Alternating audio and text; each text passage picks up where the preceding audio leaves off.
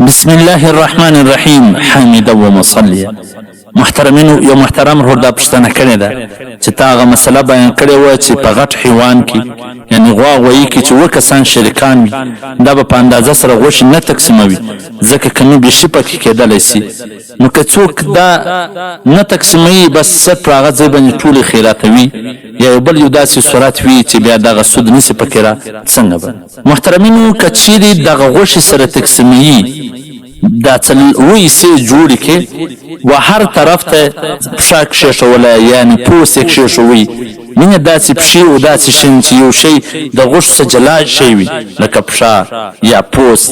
داسې شی ورسره کښېږدي نو بیا که چیرې یو طرف ته ډېرې ورسي هم څه مشکل پکې نشته ځکه جنس یې بدل سو پښه ځان ته حکم لري غوښه ځان ته حکم لري. نو داسې پر دا ایسو ایسو دي پښه کښېږدي یوه پښه یو طرف ته یوه پښه بل طرف ته پوس بل طرف ته داسې وینې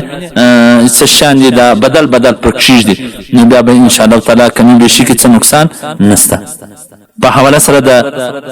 در مختار مارد مختار جل نمبر شپږم صفحه نمبر 319 البحر رایق جل نمبر 8 صفحه نمبر 104. ها کچری یو په یو کور کې یو پړه غویی حلالوي و حصه‌داران ټول د کور خلک یو ځای خوري یو ځای صدقوي تقسیم نه پکې راولي نو په هغه وخت کې بیا هم د تقسیمېدو ضرورت نشته بس هغه غوښه د ټول یو ځای پرتې دي او پر یو ځای دي هغه خوري او پر یو ځای خیراتوي. او دا غرانګه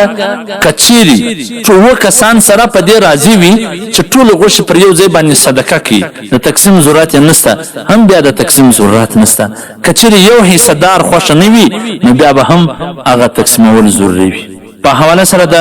رد مختار جل نمبر شپږم صفحه نمبر 319 والسلام.